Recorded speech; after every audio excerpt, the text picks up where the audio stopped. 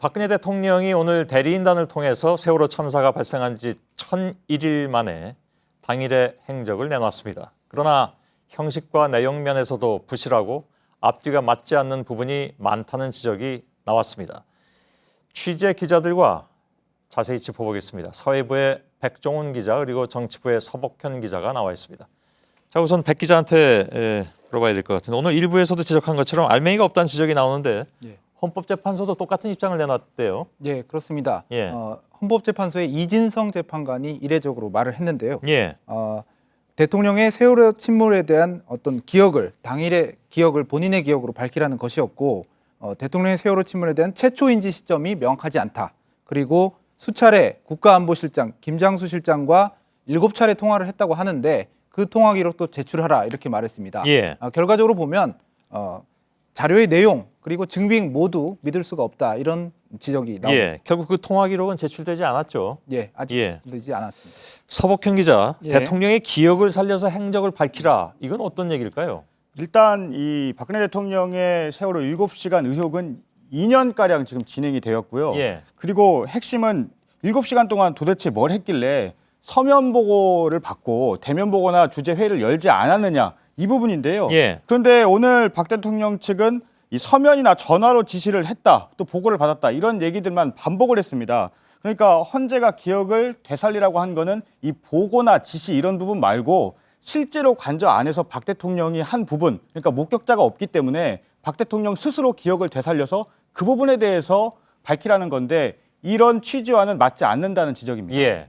그러니까 핵심은 아무도 본 사람이 없으니까 당사자가 기억해서 얘기해달라는 얘기인데 그렇죠. 예. 결국 그에 대해서 속 시원한 얘기는 나오지 않았다. 그렇죠. 이런 얘기인데 자료에도 불분명한 것들이 나와 있습니다. 예를 들어서 윤 전추 행정관 진술에 비춰서도 부족한 것이 있고 머리 손질 부분도 마찬가지고요. 네, 그렇습니다.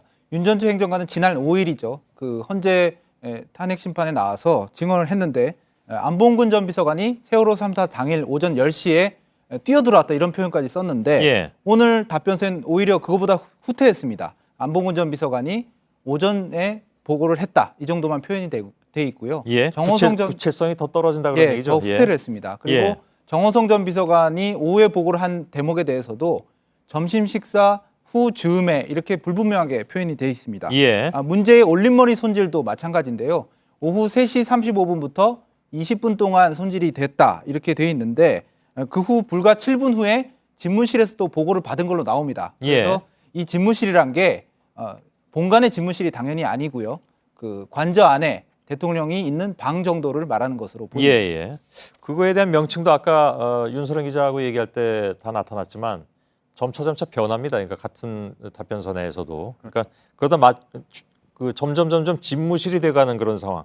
같은 장소인데도 불구하고. 예. 그래서 그에 대한 문제 제기도 해드린 바가 있습니다. 박 대통령이 중대본에서 구명조끼를 입은 구명조끼를 학생들은 입었다고 하는데 발견하기가 힘듭니까? 이런 질문을 하는 부분이 논란거리지 않았습니까? 예. 선체 안에 승객이 있었다는 것을 오후 5시 넘어서까지도 잘 모르고 있었던 것이 아니냐라는 그런 지적이 있었는데 오늘 해명은 어떻게 나왔습니까? 이것도 좀 앞뒤가 안 맞는다는 얘기가 있던데. 예, 그렇습니다. 이 박 대통령 측은 이 선실 내에 승객이 있었다는 것은 알고 있었다. 예. 그런데 이 질문은 뭐냐면 이 선실이 침수됐어도 그 안에서 구명조끼를 입고 있으면 뜨기 때문에 발견하지 못하는 것 아니냐, 왜 발견 못하냐 이런 취지였다라고 얘기를 했습니다. 예. 그러니까 이 질문을 뜬금 발언이다 이렇게 해석하는 것은 왜곡된 것이다 이렇게 주장을 했는데요. 예. 과연 그런 것인지 다시 한번 들어보시죠. 예. 그렇게 구명조끼를 학생들은 입었다고 하는데 그렇게 발견하기가 힘듭니까 지금요? 갇혀 있기 때문에 구명조끼가 의미가 크게 없는 것 같습니다. 그래서 지금 갇혀 예, 보면 갇혀 있으니까 의미가 없는 것 같습니다라는 말에 박 대통령은 바로 수긍을 합니다. 이렇게. 예. 그런데 지금 해명대로라면 이 질문은 그 취지가 아니었습니다. 그렇죠. 선실 안의 상황을 얘기하는 거기 때문에 그 취지가 아니었다라고 반박을 했어야 되는데 갇혀 있으니까라고 수긍을 하기 때문에 맞지 않는 부분이고요. 그리고 답변서에서 보면요.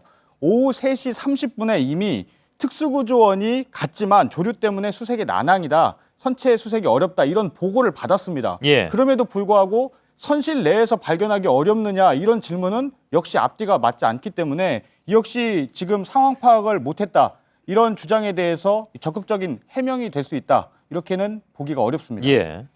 결국 헌재에 답변하는 것이라고는 하지만 이거 한 2달 전에 청와대에서 홈페이지에 그 코너를 개설했잖아요. 이것이 팩트다. 예. 거기서 별로 진전이 없다 이런 지적이죠. 예, 정확히 작년 11월 19일입니다. 태블릿 PC, JTBC 보도 이후 홈페이지를 개설해서 주장한 내용들인데 거기에서 살을 좀 붙인 대목입니다. 예. 제가 직접 한번 세어봤는데요. 오늘 답변서의 시간대별 내용은 33개 항목입니다. 이것이 팩트입니다. 2달 전 내용에 비해서 오후만 5개만 추가가 된 정도 수준입니다. 예. 머리 손질, 말씀 자료 보고, 국가안보실의 상황 확인 보고 그 정도인데요. 모두 오후 행적에 집중이 돼 있습니다. 예. 가장 궁금한 것은 참사 당일 오전에 기민하게 청와대가 대응을 못한 부분인데 그 부분에 대해서는 아예 추가된 내용이 2달 시간이 지났지만 없습니다. 예. 그 부분에 저희들이 궁금증을 갖는 것은 바로 그 오전이 참사가 일어난 시간이고 가장 중요한 이른바 골든타임 매우 중요한 그 시간이기 때문에 그에 대한 궁금증을 좀 풀어달라는 것이 많은 사람들의 요구인데 거기에 대해서 뭐 전혀 얘기가 없었다 그런 얘기잖아요. 답변서에서 또 하나 눈에 띄는 건 오늘도 이제 관저 집무실 아까 집무실 얘기가 나왔었습니다만 예. 관저 집무실이라고 거듭 주장하는 부분 아니겠습니까? 예, 그렇습니다. 이 관저에도 집무실이 있다. 이렇게 주장을 시작해서요. 나중에는 행적 장소에 아예 집무실 이렇게 석자를 적어 놓습니다. 그러니까 언뜻 보면 청와대 본관의 집무실을 지칭하는 것으로 착각할 정도인데요. 예. 그런데 이 지금 그 급박한 상황에 관저에 머물른 것이 논란이 되고 있는데 아예 그냥 관저에 집무실이 있다라는 것을 기정사실화해서 나중에는 집무실이라는 표기를 합니다. 예. 그러면서도 또 이런 대목도 있습니다. 그날따라 신체 컨디션도 좋지 않아서 관저에서 근무하기로 결정했다. 이렇게 답변을 했습니다. 그러니까 이 말은 통상적인 것이 아니었다라는 것을 답변서에서 스스로 인정하고 있는 셈인 겁니다. 예. 그러니까 가만히 보면 그 답변서의 그 내용을 보면 예. 변호인들이 그렇게 치밀하지 못하지 않나 하는 생각도 동시에 들기도 합니다. 예.